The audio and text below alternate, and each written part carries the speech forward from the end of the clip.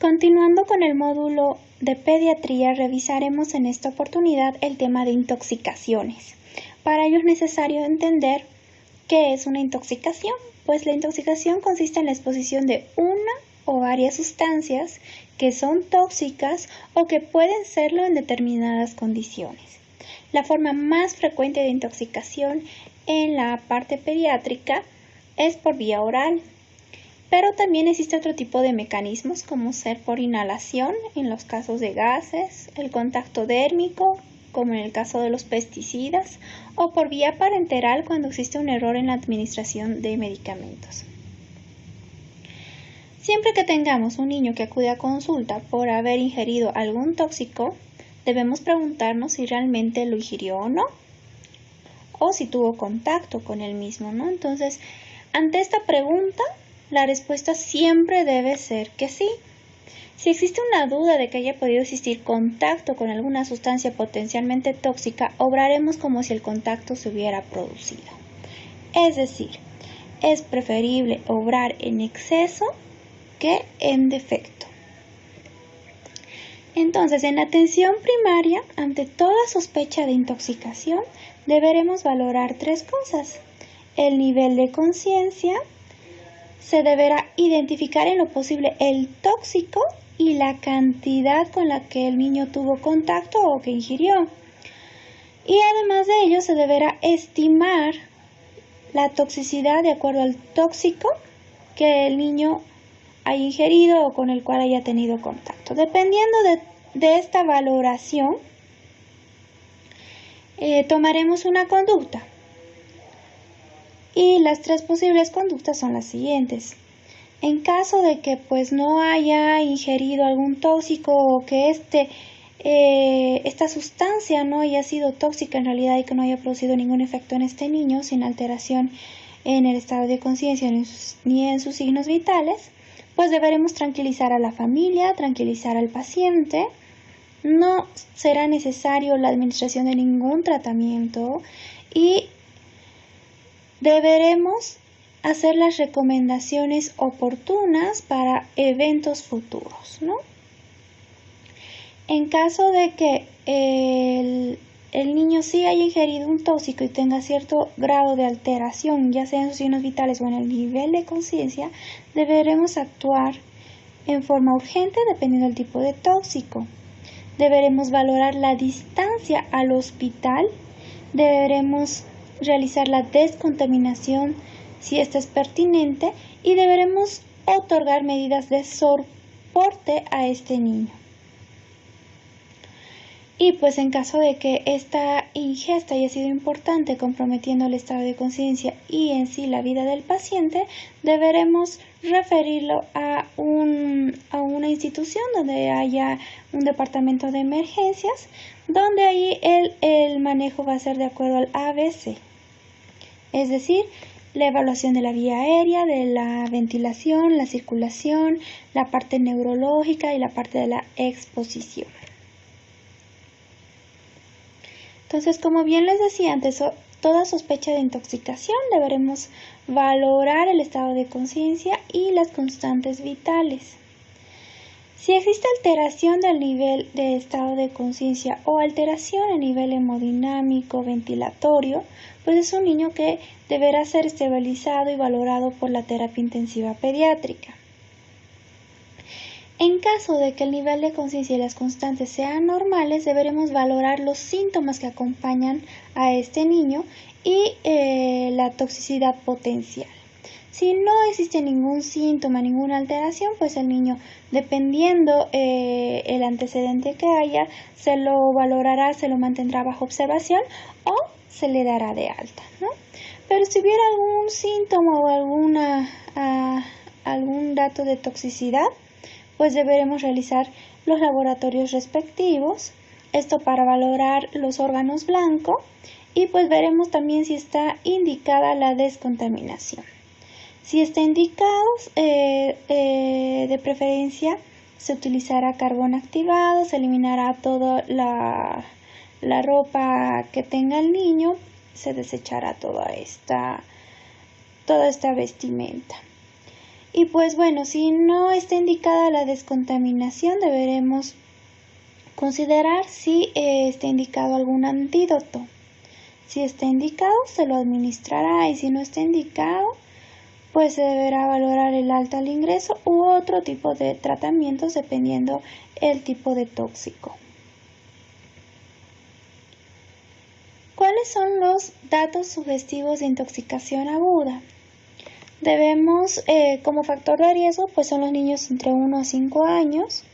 Deberemos valorar el estado de conciencia, si existe algún cambio agudo o inexplicable de la conducta, la presencia de convulsiones, cierto tipo de olores inusuales, acidosis o alcalosis metabólica, vómitos incoercibles, arritmias, cianosis, la introducción de medicación nueva en casa, visita o vacaciones en casa ajena, la historia previa de intoxicaciones accidentales, la afectación de órganos o sistemas y el uso de medicina tradicional también es importante. La otra pregunta que debemos hacernos cuando vayamos a valorar un niño con antecedente de haber estado en contacto con algún tóxico es si fue una situación de riesgo real para el niño. La mayoría de los casos son contactos que no generan toxicidad. Por lo tanto, se debe evitar actuaciones médicas innecesarias, se deberá tranquilizar a la familia como lo habíamos mencionado y dar instrucciones para evitar que se repitan estos eventos en el futuro. La existencia de una situación de riesgo para un niño viene determinada por la presencia de síntomas derivados de la intoxicación o la existencia de potencial toxicidad. Las sustancias, aquí hay una lista donde existen sustancias que no ocasionan toxicidad. Entre ellos podemos citar los siguientes: el aceite de baño, el aceite de motor, ciertos acondicionantes del cuerpo, el agua de baño, antiácidos, antibióticos, la arcilla, cerillas, cigarrillos, colonias, contraceptivos, corticoides, cosméticos, edulcorantes, desodorantes, desinfectantes, jabones de baño, la loción de calamina, lubricantes, el óxido de zinc, el peróxido al 3%, el periódico, la pintura, tapones, termómetros, tinta, la tinta del bolígrafo, la tiza, vaselina, velas, vitaminas, warfarina y el yeso. La ingestión no tóxica ocurre cuando la víctima consume un producto que habitualmente no produce síntomas. Ningún agente químico es completamente seguro, eso es importante tomar en cuenta.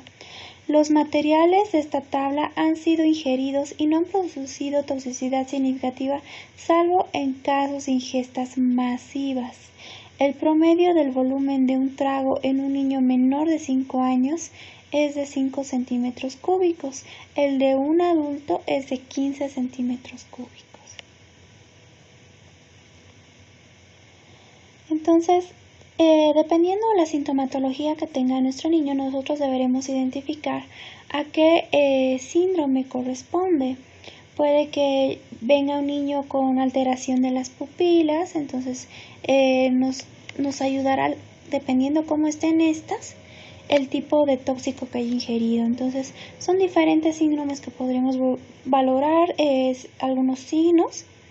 Entre ellos podemos citar el coma. Cuando hay un niño que está en estado de coma, podemos sospechar ingesta de alcohol, de anticonvulsivantes, antidepresivos cíclicos, anticolinérgicos, barbitúricos, el etanol, fenotiacinas, opiáceos.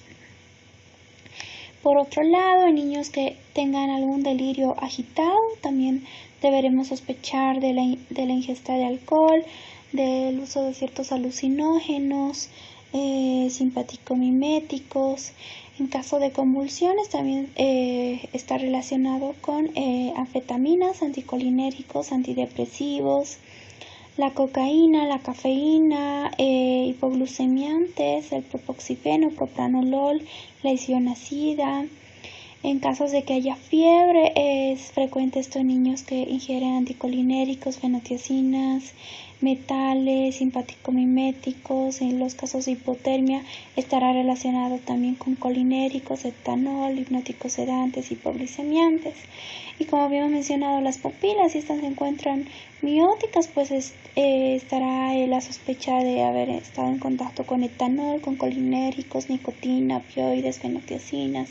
Y en caso de midriasis, anfetaminas, anticolinérgicos, cocaína, meperidina, simpático-miméticos. Como pueden ver, hay una gran lista de tóxicos que podríamos citar dependiendo la clínica que nosotros vayamos a encontrar en nuestro niño.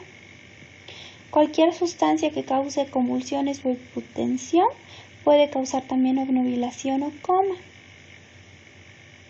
Y cualquier sustancia que cause hipotensión o hipoglucemia también puede causar convulsiones. Deberemos valorar también la presión arterial, la frecuencia cardíaca, el esfuerzo respiratorio, la presencia de acidosis. Y pues entre los medicamentos que producen hipertensión podemos citar el hierro, antidepresivos, las anfetaminas, antihistamínicos, betabloqueantes, hipnóticos sedantes, órganos fosforados, la teofilina. Por otro lado, hipotensión producirán los antidepresivos cíclicos, los betabloqueantes también, los diuréticos, el hierro, hipnóticos sedantes, nitratos, opioides. Taquicardia producirán los anticolinérgicos, antihistamínicos, los antidepresivos cíclicos, cianuro, cafeína, cocaína, hierro, nitroglicerina, teofilina, salicilatos. La bradicardia estará dada por antidepresivos cíclicos, entre ellos betabloqueantes, bloqueantes canales de calcio, clonidina, colinérgicos, digoxina, nicotina, opiáceos, órganos fosforados y también parasimpático-miméticos. Habrá incremento del esfuerzo respiratorio en aquellos medicamentos que inducen acidosis metabólica o fallo hepático o metahemoglobinemia, también la nicotina. Y habrá más bien depresión del esfuerzo respiratorio en los niños que hayan ingerido benzodiazepinas, barbitúricos, opioides, antidepresivos. La acidosis está relacionada con la ingesta alcohólica, la ingesta de cianuro, disolventes, de hierro, la isoniazida, el tolueno y el metanol. Entonces, a la vez podemos relacionar las intoxicaciones dependiendo del síndrome clínico que vaya a presentar. Entonces, sabremos que los niños que tengan algún síndrome estimulante tendrán los siguientes datos clínicos: inquietud, excesiva habla y actividad motora, puede haber un temblor fino, insomnio, taquicardia, alucinaciones. En los casos sedativo-hipnótico, habrá sedación, confusión, delirio, alucinaciones, coma, parestesias, disestesias, diplopía, visión borrosa, habla poco clara, ataxia, nistagmo, y eso está relacionado con la sobredosis de benzodiazepinas y algunos sedantes. Por otro lado, los opiáceos pueden producir alteración del estado mental, miosis, respiración superficial, bradipnia, bradicardia, disminución del peristaltismo e hipotermia. Los anticolinérgicos, por otro lado, producirán fiebre, hilio, disminución del peristaltismo, rubor facial, piel seca, taquicardia, retención urinaria, visión borrosa, midriasis, mioclonus, coriotetosis, psicosis, alucinaciones, convulsiones y coma. Eso está relacionado con los antidepresivos cíclicos, los antihistamínicos, antieméticos, antiespasmódicos, con los efectos de la atropina y ciertas plantas anticolinérgicas. Por otro lado, el síndrome clínico, que está dado por los órganos fosforados, habrá los siguientes datos: habrá cialorrea, lagrimeo, poliuria, defecación, diarrea, emesis, broncorrea y bradicardia. Por otro lado, es el síndrome simpático-mimético. El niño presentará agitación, diaforesis, hipertensión, hipertermia, midriasis, peristalsis presente y taquicardia. Está relacionado con la sobredosis de cocaína y anfetaminas. la deprivación de alcohol o un sedativo hipnótico. El síndrome serotonínico está caracterizado por confusión, diaforesis, hiperreflexia, hipertermia, hipomanía, incoordinación, inquietud, mioclonus, rigidez, temblores, y está dado por los inhibidores de recaptación de serotonina como ser la fluoxetina. ¿Cuál será nuestra conducta? Deberemos realizar una valoración inicial y reanimación y deberemos valorar el riesgo. Para valorar el riesgo es muy importante realizar una detallada anamnesis. Deberemos identificar la sustancia implicada, la forma de presentación y la dosis probable, el tiempo transcurrido desde el contacto con el tóxico y la sintomatología que presenta el niño. Muchas veces pueden asumir que ingirió algún tóxico, qué sé yo, que digan que estuvo en contacto con algún raticida, pero que presente más bien datos clínicos de intoxicación por órganos fosforados. Entonces deberemos valorar tanto la anamnesis, en lo posible que nos traigan la sustancia con la que tuvo contacto. Deberemos valorar también la parte del frasco en el cual está incluido todas las indicaciones y compuestos que tenga esa sustancia, y deberemos valorar la clínica del paciente, si todo esto tiene una correlación. Entonces, ¿cuáles son las medidas inmediatas? Pues dependiendo, si el paciente está consciente, lograremos hacer la anamnesis, pero si nuestro paciente está inconsciente o inclusive pueden llegar a un paro, pues realizaremos primero la reanimación cardiopulmonar, o si el niño está muy grave, realizaremos el ABCDE hasta la estabilización del niño y luego poder indagar, ¿no? ¿Cuáles son los objetivos del tratamiento general? Primero, impedir la absorción del tóxico, impedir que actúe, y por otro lado, eliminarlo.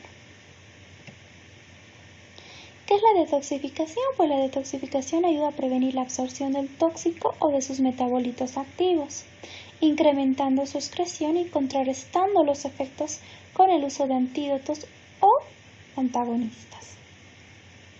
Entonces, un antídoto es un químico que tiene la capacidad de combinarse con el tóxico para originar un nuevo compuesto. Este antídoto deberá ser inerte, polar y fácilmente eliminable. Por otro lado, ¿qué es un antagonista? Es un químico que guarda una relación estructural con el tóxico y compite con este por el sitio activo del receptor donde actúa, modificando de esta manera la respuesta de las células efectoras. ¿Cómo se puede prevenir la absorción? Pues a través de la emesis, lavado gástrico si está indicado, la irrigación intestinal con polietilenglicol, con la diálisis gastrointestinal, que es la administración de dosis múltiples de carbón activado, y finalmente con la diálisis. El lavado gástrico se deberá realizar tan pronto como las condiciones del paciente se estabilicen y dependiendo también si está indicado o no. Por ejemplo, está contraindicado en la ingestión de cáusticos y de hidrocarburos derivados del petróleo. La diálisis gastrointestinal se deberá administrar dosis repetidas del antídoto sin extraerlo, facilitando su eliminación natural, agregando catárticos salinos al procedimiento. Cuando nosotros vayamos a utilizar carbón activado, se dice que se debe administrar 10 a 30 gramos en el niño y de 30 hasta 100 gramos en adolescentes y adultos. Se conoce que 10 gramos de carbón activado absorbe 1 gramo de toxina, en los casos que esté indicado, obviamente. Otra sustancia que nos permite hacer diálisis gastrointestinal es el jarabe de ipecacuano, que tiene un efecto entre 20 a 30 minutos. Y pues el volumen que se administrará en niños de 6 a 12 meses será de 10 mililitros, entre 1 y 12 años de 15 mililitros y mayores a 12 años de 30 mililitros. Otros medicamentos son el sorbitol a 1 gramo por kilo y el sulfato de magnesio de 250 miligramos por cada kilo. ¿Cuáles son las indicaciones? Pues los químicos biotransformados en el hígado y tanto la fracción libre como sus metabolitos activos sufren circulación enterohepática, como ser los AINES, amiodarona, la amitriptilina, benzodiazepina y la carbamazepina.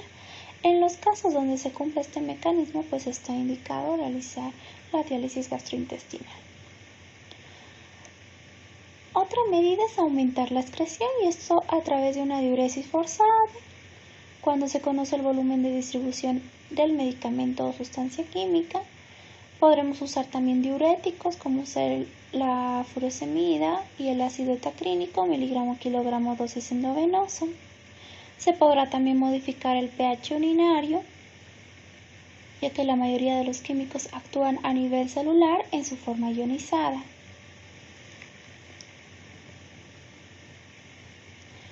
Se podrá administrar ácidos débiles en los casos donde se conozca que haya estado en contacto con la ingesta de fenobarbital o aspirina, ya que estos ácidos débiles, alcalinizando la orina por medio del bicarbonato de sodio, permitirá una mayor excreción. En caso de bases débiles, como son la anfetamina, la fenciclidina, podemos acidificar la orina con ácido ascórbico a 0.5 a 1 gramo dosis endovenosa. Entonces, como pueden ver, en casos de ácidos débiles podemos alcalinizar la orina, pero es muy importante saber si el compuesto es un ácido o es una base. En caso de base se utiliza el ácido ascórbico. Ahora bien, ¿en qué consiste el lavado gástrico? Pues se deberá colocar al paciente acostado sobre su lado izquierdo o en posición semisentada. Medir en la sonda nasogástrica la distancia entre la boca y el epigastrio para calcular la posición de la misma que va a introducir. Pasar la sonda a través de la narina y asegurarse que éste esté en el estómago. Podremos aspirar el contenido gástrico antes de iniciar el lavado.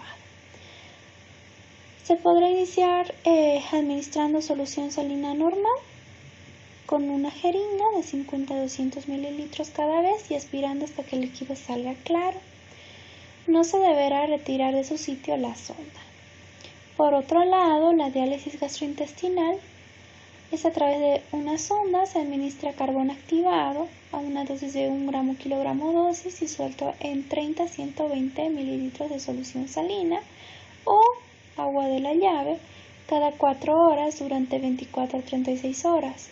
Agregar un catártico salino, sulfato de sodio o magnesio a la misma dosis, 1 gramo kilogramo dosis, y agregando al carbón activado al inicio del procedimiento y después de cada 12 horas. Al término del procedimiento se deberá comprobar que se pasó la última dosis del catártico, se deberá pinzar la sonda y extraer suavemente.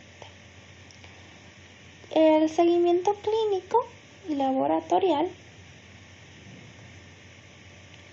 se deberá evaluar para ver la respuesta.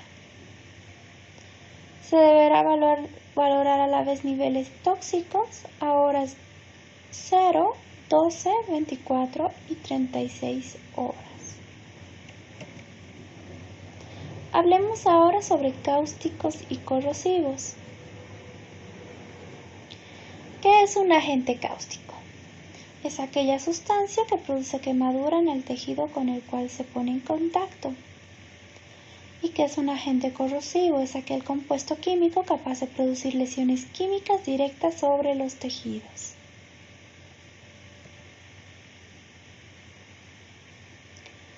Entre estos agentes podemos citar los siguientes. El hidróxido sódico es un producto de limpieza doméstica,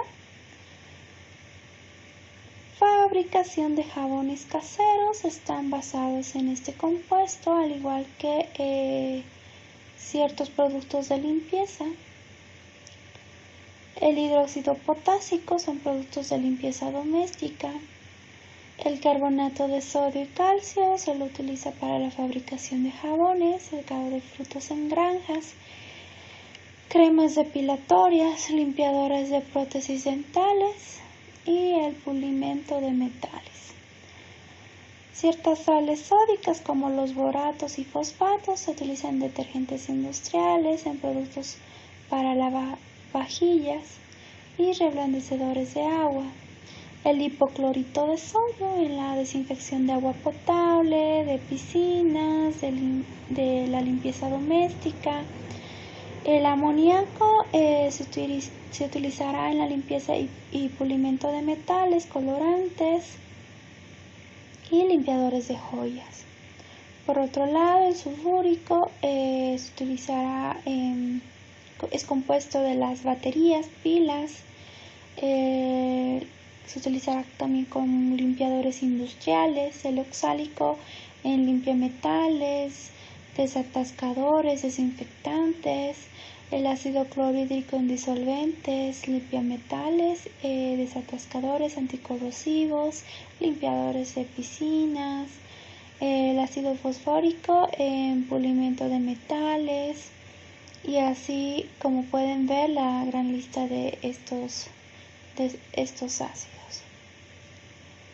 La gravedad de la lesión dependerá de la concentración, del pH, del tiempo de contacto con los tejidos, del volumen ingerido, del contenido previo de alimentos en el estómago. Cuando estas sustancias son líquidas, por lo general producen quemaduras en esófago, estómago y duodeno. Cuando es una pasta o gel, generalmente existen quemaduras en boca y en esófago. Cuando se trata de un polvo, hay quemaduras en boca y esófago y también existe bastante cialorrea. Y los blanqueadores producen edema y congestión de mucosas. Podemos encontrar disfonía, estridor laríngeo e insuficiencia respiratoria, que está en relación con el edema de la región glótica. Podría haber también dolor retroesternal intenso acompañado de manifestaciones de insuficiencia respiratoria con taquicardia e hipotensión. Esto se da principalmente en casos de perforación esofágica. Habrá dolor abdominal intenso que se acompaña de distensión abdominal y datos de irritación peritoneal, como en el caso de perforación gástrica o intestinal. Respecto a los ácidos, estos producen necrosis. Las lesiones son más severas en la mucosa gástrica, no tanto en la esofágica. El efecto mayor de ácido en el estómago produce un espasmo pilórico y retención del ácido en el antro. Por otro lado, los álcalis producen necrosis por licuefacción con compromiso de la vasculatura, penetración de diferentes capas, isquemia y muerte celular. Comprometen más severamente el epitelio esofágico. Generalmente 10 días después de la lesión se produce un tejido necrótico con tejido de granulación y recién en la tercera semana comienza la proliferación por fibroblastos, estenosis de la pared esofágica. Cuando compromete el sistema respiratorio produce una neumonitis química por inhalación o broncoaspiración que generalmente sobreinfecta con gram negativos o anaerobios. Cuando existe compromiso de los ojos por un ácido puede producirse daño inmediato y severo. Cuando es una base puede producirse de horas a semanas después de ocurrida la lesión. Y pues cuando está comprometida la piel existen diferentes grados de quemaduras. Por otro lado, las baterías producen daño por la corriente eléctrica cuando la pila es nueva.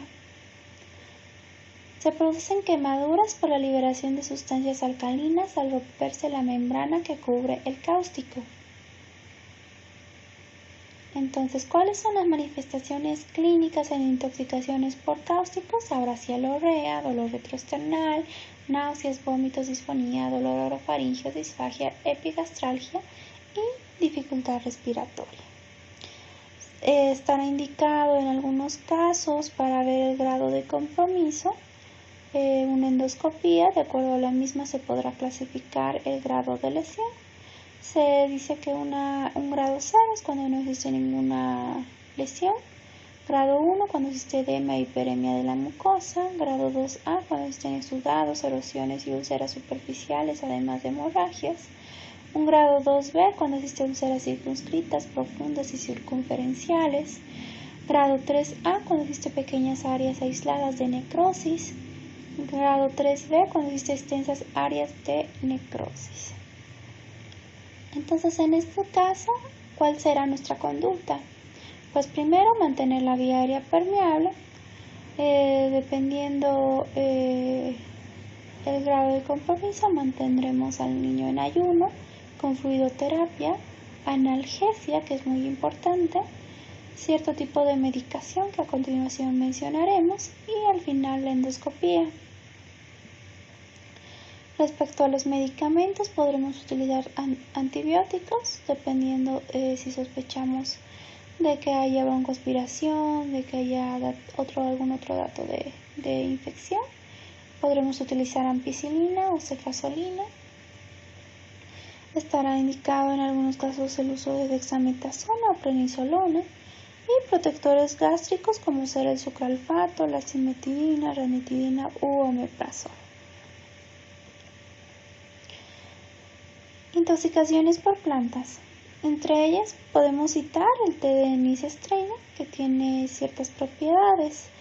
Es un eupéptico que facilita la digestión, y también tiene un efecto carminativo, que significa que elimina gases y produce flatulencia. El principio activo es la ciquimina, que antagoniza los receptores GABA. Tiene un efecto neurotóxico, produciendo crisis convulsivas, estado epiléptico, coma y muerte. Tiene un efecto también hepatotóxico. Y entre otras plantas podemos citar también el capulín tulidor, que tiene ciertas neurotoxinas, la T544, la T496, T516, T514, que va a producir una polineuropatía ascendente, simétrica y progresiva. Respecto a la intoxicación por medicamentos, se dice que más del 70% de las intoxicaciones están en el área pediátrica y están relacionadas con la ingesta de analgésicos, anticonvulsivantes, antihistamínicos y anticolinérgicos.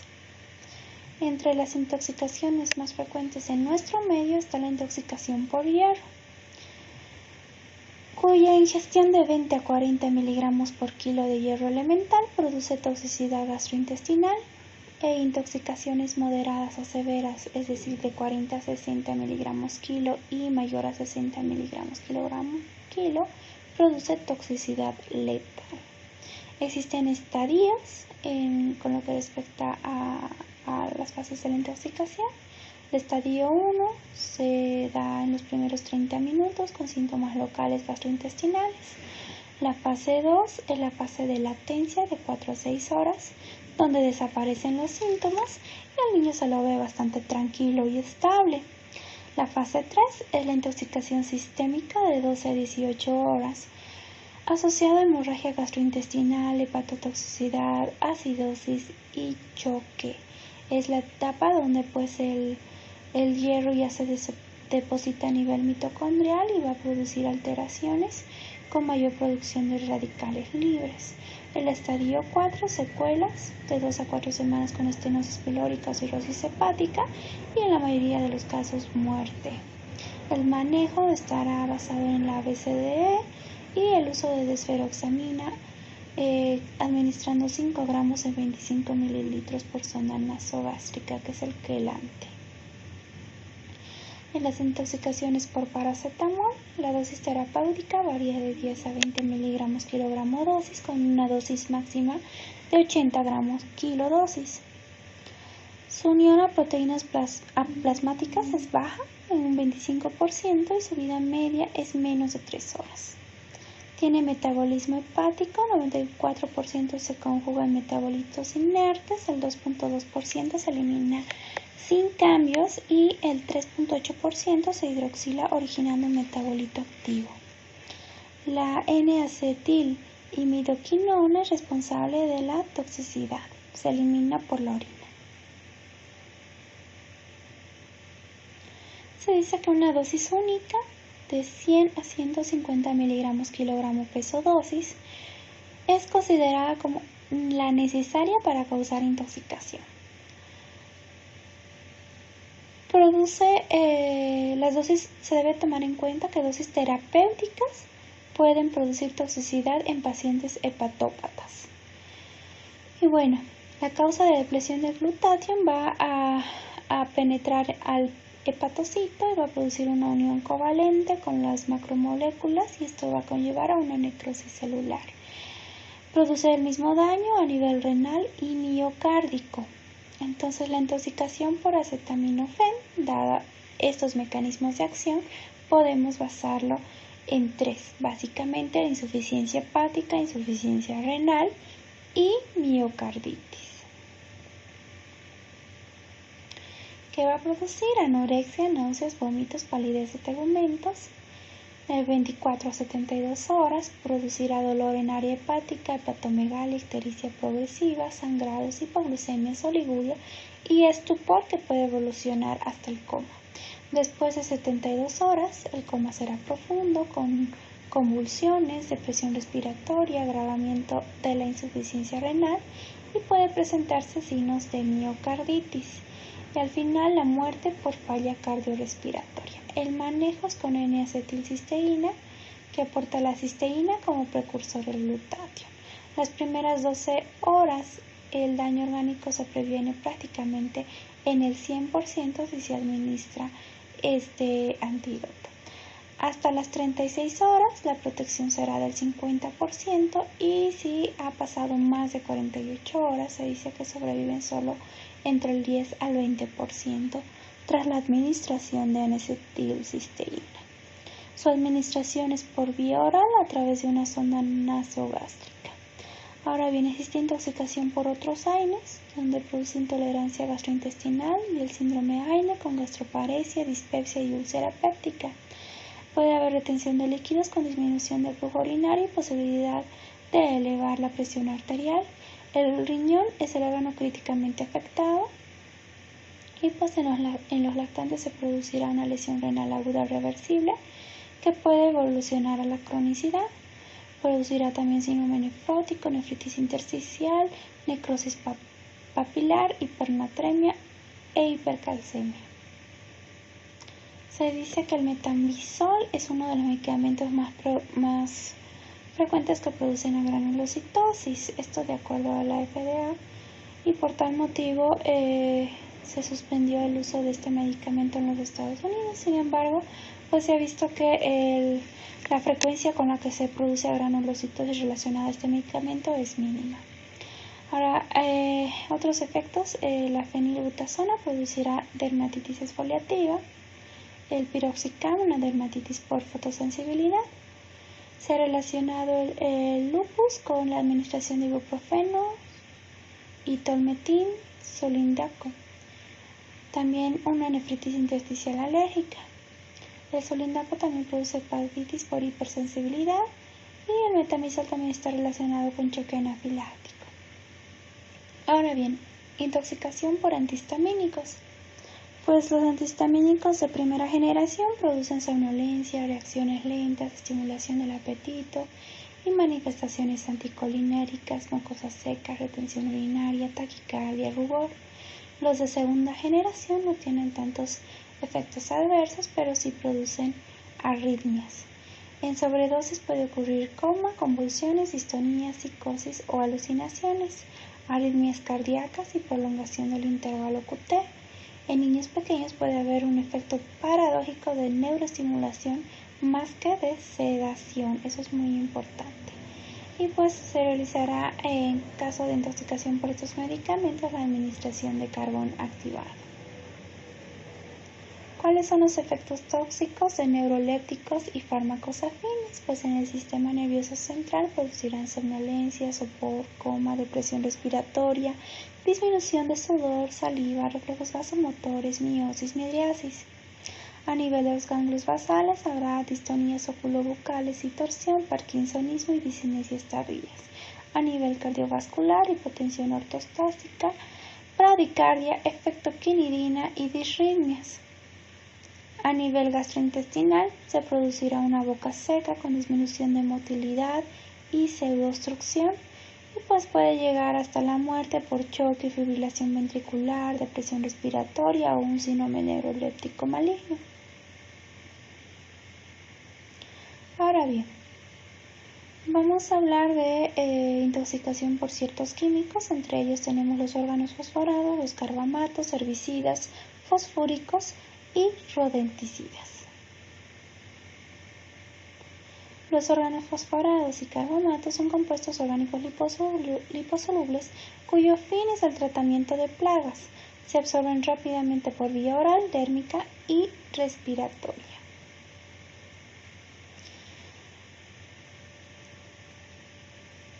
Su principio de acción consiste en inhibir la acción de la acetilcolinesterasa y sus manifestaciones van a estar de acuerdo al tipo de síndrome. Pueden producir un síndrome muscarínico donde existen náuseas, vómitos, diarrea, disuria, incontinencia urinaria, visión borrosa, sedación profusa, cialorrea, lagrimación, secreciones bronquiales y miosis. El síndrome nicotínico se presenta por opresión torácica, calambres, temblores, debilidad, trastornos del ritmo cardíaco. Habrá también un síndrome neurológico donde se manifiesta por cefalea, mareos, ataxia, conducta psicótica, pérdida del estado de conciencia, convulsiones, hasta la muerte por opresión respiratoria, edema pulmonar o bradicardia refractaria. Entonces, los efectos muscarínicos, básicamente tenemos acá la triada, que es muy importante. La broncorrea, el broncoespasmo y la bradicardia son los principales síntomas. Puede haber diarrea, diaforesis, poliuria, miosis, emesis, lagrimeo, cialorrea. Y por otro lado, los efectos nicotínicos, que se caracteriza por midriasis, taquicardia, debilidad, hipertensión, fasciculaciones, convulsiones y deterioro del estado de conciencia. Ahora bien, dependiendo la gravedad de los efectos del contacto con órganos fosforados, pues se deberá valorar la intubación del paciente. Una vez ya asegurada la vía aérea, se realizará el lavado gástrico en menos de 1 hora y se deberá colocar carbón activado. Y se procederá a la administración de la atropina. La dosis de la atropina varía de 0.5 a 2 miligramos en adultos y en niños de 0.02 a 0.05 miligramos kilogramo peso. Se deberá duplicar la dosis cada 5 minutos hasta lograr datos de atropinización. Es decir, si a horas 10 comienzo se administrará 1 miligramo de atropina, cada 5 minutos se duplicará la dosis, es decir, de 1 incrementaré a 2. Los siguientes 5 minutos lo duplicaré a 4 y así sucesivamente. Finalmente, una vez que se alcanzan los signos de atropinización, pues se podrá dejar infusión de atropina y esta consistirá en una dosis que corresponde al 10% de la que se utilizó o de la dosis con la que se consiguió los datos de atropinización. Es decir, si nosotros a una dosis de 32 miligramos logramos conseguir los signos de atropinización, nosotros utilizaremos para infundir por bomba el 10% de esta dosis, que corresponde a 3.2 miligramos, y esto se disolverá en 36.8 mililitros de solución fisiológica. Se deberá recordar que en caso de carbamatos el destete será de acuerdo a dosis-respuesta. Debemos tomar en cuenta que la atropina en caso de intoxicación por órganos fosforados no es un antídoto, bloquea efectos colinérgicos y requiere la administración de oximas. Por otro lado, en los carbamatos, la dosis de atropina de mantenimiento será dosis-respuesta. Se deberá realizar el destete a dosis-respuesta y no requiere antídoto.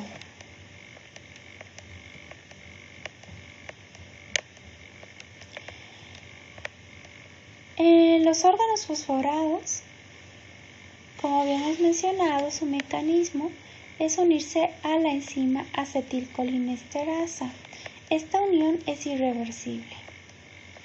Esto va a producir un envejecimiento enzimático después de 8 horas de exposición y después de 24 horas se producirán secuelas neurológicas hasta llegar a la muerte. Por eso es que se requiere un antídoto que es, en este caso, el toxogonil. Por otro lado, los carbamatos, la unión a la enzima acetilcolinesterasa es reversible y la inactivación es temporal en relación a esta enzima. Requiere solo de atropina para contener síntomas y después de 8 horas se reactiva la enzima. Esa es la diferencia entre el mecanismo de acción de los órganos fosforados con los carbamatos. Ahora bien, el toxogonil, la dosis en adultos es de 250 miligramos, en niños de 0.8 miligramos por kilo peso. Entonces se dice que en la primera hora se deberá administrar 250 miligramos en 100 mililitros. En la hora 4 se procederá a la administración de lo mismo en una hora, la hora 8 lo propio, y a partir ya de las 24 horas se deberá administrar una infusión de 250 en 100 mililitros y el día 5 lo propio. Ahora bien, hablemos de piretrinas y piretroides. Las piretrinas son de origen botánico y los piretroides son sintéticos. ¿Qué es lo que producen? Retardan cierres de los canales del sodio. Se absorben fácilmente por vía inhalatoria y oral. Por eso es importante saber si se trata de una piretrina o de un piretroide. Es importante revisar las etiquetas. ¿Qué es lo que va a producir? Parestesias en labios, lengua y párpados, cefalea, náusea, vómito y diarrea y rinorrea. Es importante en estos casos retirar al paciente del área contaminada y se le deberá administrar un baño, una ducha, en lo posible con agua tibia hacia fría para inactivar el tóxico. Se deberá retirar toda la vestimenta y limpiar los residuos de telas y muebles. El tratamiento está basado en antihistamínicos, loratadina 10 miligramos por 3 días. La administración de esteroides está indicada en casos de choque anafiláctico, principalmente en aquellos pacientes asmáticos y alérgicos. Ahora bien, los bipiridilos, que son herbicidas, los más comunes son el paraquat y el diquat. Suelen inactivarse al contacto con la tierra. La absorción es vía dérmica e inhalatoria. Existe rápida absorción vía digestiva y produce quemaduras en piel, boca y esófago.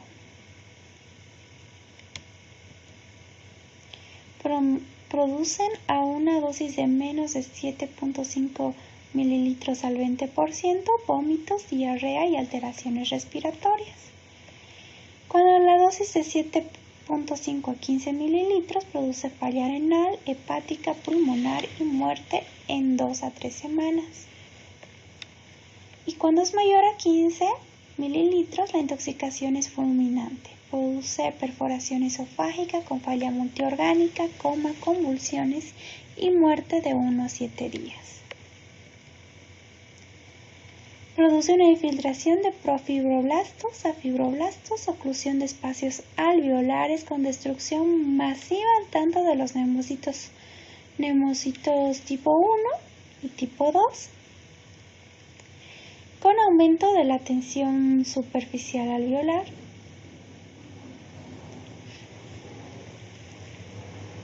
¿Cuál será el manejo?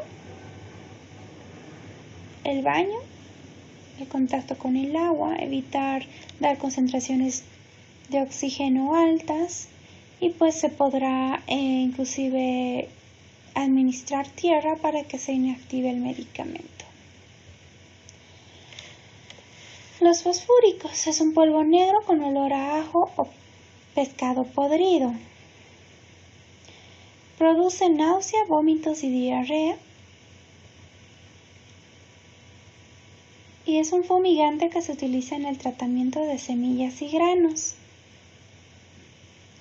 El fósforo más el agua produce un gas que se llama gas fosfina. Es altamente tóxico. Produce vómitos y heces humeantes, con arritmias, infarto agudo del miocardio, edema pulmonar, crisis convulsivas, coma, y pues básicamente el paciente fallece alrededor de las 24 o 48 horas. No se deberá realizar lavado gástrico en estos casos. El manejo es en la terapia intensiva con monitorización cardíaca y electrocardiograma.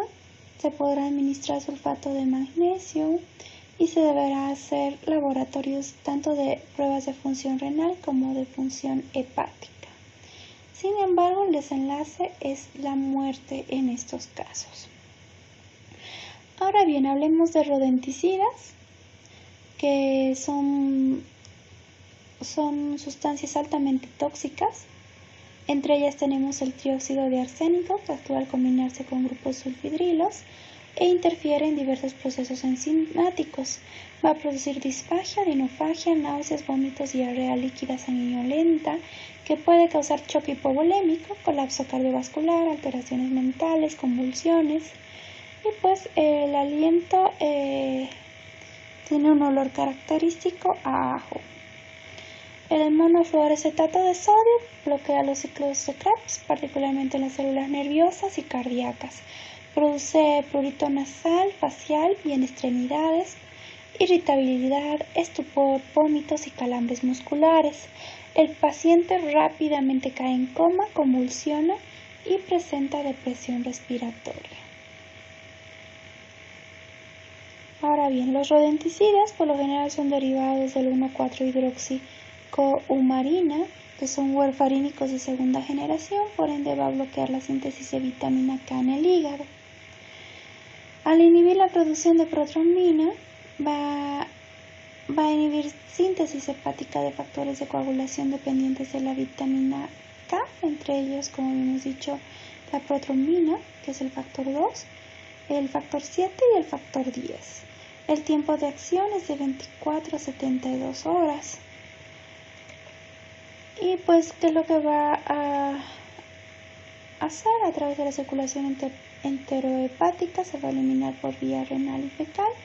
Va a producir vasodilatación, fragilidad capilar por acción directa de los vasos sanguíneos y aumento de la permeabilidad de los capilares. Esto va a producir hemorragias internas.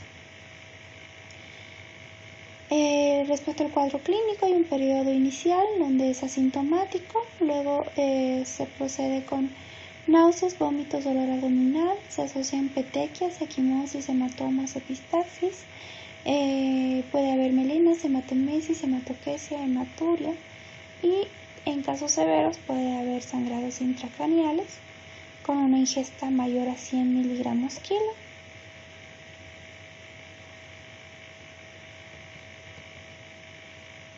¿Cuáles son las medidas que debemos tomar en cuenta? Deberemos tomar tiempos de coagulación para ver qué podemos administrar a nuestro paciente. Y pues básicamente el antídoto es la vitamina K. La dosis es de 0,4 miligramos kilogramo dosis vía oral cada 6 horas y en adultos de 10 a 50 miligramos vía oral cada 6 horas. No se deberá administrar vía endovenosa, a excepción de los casos graves en donde es necesario la corrección rápida. Pues como pueden ver, el tema de intoxicaciones es bastante amplio. Se trató de sintetizar en lo posible pues lo más relevante, y pues habrá que hacer una revisión aparte de lo citado acá, para completar algunos datos en los cuales uno tenga duda. Espero que haya sido de su agrado y pues muchas gracias por continuar con nosotros.